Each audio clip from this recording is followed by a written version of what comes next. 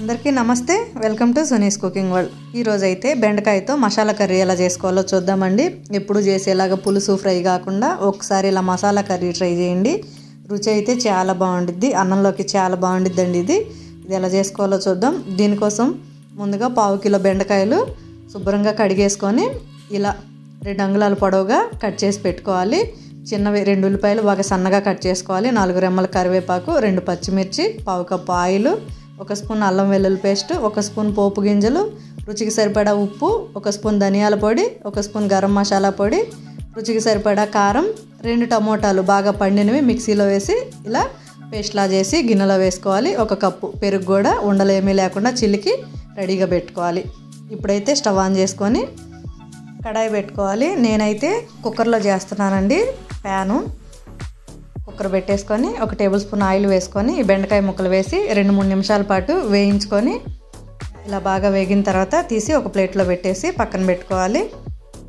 అదే కుక్కర్లో 1/2 cup oil వేసేసుకోవాలి. ఆయిల్ హీట్ అయిన తర్వాత 1 స్పూన్ పోపు గింజలు, 1 ఎండుమిర్చి తుంచి వేసుకోవాలి. ఇవి కొంచెం వేగిన తర్వాత బాగా సన్నగా కట్ చేసిన ఉల్లిపాయలు 2 ఇలా వేసేసుకోవాలి. ఉల్లిపాయలు ఎంత వీలైతే అంత సన్నగా కట్ చేసుకోండి, లేదా మిక్సీలో వేసి కోర్సుగా అయినా మిక్సీ పట్టి వేసుకోండి. తర్వాత 2 పచ్చిమిర్చి, కరివేపాకు కూడా వేసేసుకొని కొంచెం వేయించుకోవాలి. 1/4 టీ స్పూన్ పసుపు కూడా వేసుకోవాలి. ఉల్లిపాయలు కాస్త వేగిన తర్వాత 1 స్పూన్ అల్లం వెల్లుల్లి పేస్ట్ కూడా వేసి పచ్చివాసన పోయేంత వరకు వేయించుకోవాలి. వేగిన తర్వాత మనం మిక్సీ పట్టుకున్న టమోటా ప్యూరీని అయితే వేసేసుకోవాలి. టమోటాలో నుంచి ఆయిల్ పైకి తేలేంత వరకు వేయించుకున్న తర్వాత మంట అయితే లో ఫ్లేమ్లో పెట్టుకొని ఉండలేమీ లేకుండా చిలికిన పెరుగు అయితే 1 కప్పు వేసేసుకోవాలి. పెరుగు కూడా కొంచెం వేగిన తర్వాత ఇందులో రుచికి సరిపడా ఉప్పు, 1 టేబుల్ స్పూన్ కారం, 1 టేబుల్ స్పూన్ ధనియాల పొడి, 1 స్పూన్ గరం మసాలా పొడి వేసేసుకొని కలిపేసుకోవాలి. ఇలా ఆయిల్ సపరేట్ అయ్యేంత వరకు వేయించుకోవాలి.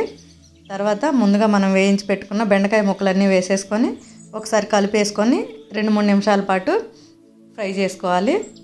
ఈ ఉప్పు కారం అంతా ఈ ముక్కలకు పట్టిద్ది కదా. ఇలా 2-3 నిమిషాల పాటు వేయించుకున్న తర్వాత 1 గ్లాసు వాటర్ అయితే పోసుకోవాలి. చూసుకొని మనం చిక్కదనాన్ని బట్టి పోసుకోవాలి. గ్లాస్ కానీ 1.5 గ్లాస్ కానీ అలా చూసుకొని పోసుకోండి. అంతా ఒకసారి కలిపేసుకొని మూత పెట్టుకొని 5-6 నిమిషాల పాటు మీడియం ఫ్లేమ్లో ఉడికించుకోవాలి.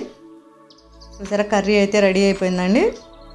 మీకు ఇంకొంచెం చిక్కగా కావాలంటే ఇంకో 2 నిమిషాలు ఉంచుకోండి. నేనైతే ఇప్పుడు ఇంకా స్టవ్ ఆఫ్ చేస్తున్నాను. ఈ చిక్కదనం అయితే సరిపోయిద్ది. కొంచెం చల్లారేసరికి ఉంటే కొంచెం కసూరి మేతి వేసేసుకోండి.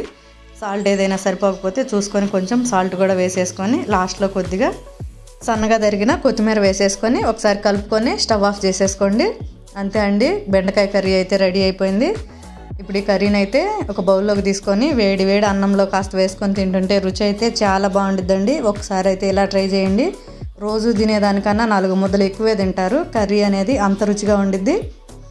మీరు కూడా ట్రై చేసి మీకు ఎలా వచ్చిందో మాకైతే కమెంట్ చేసి చెప్పండి. ఈ వీడియో నచ్చితే మా ఛానల్ని లైక్ చేయండి, షేర్ చేయండి, సబ్స్క్రైబ్ చేయండి.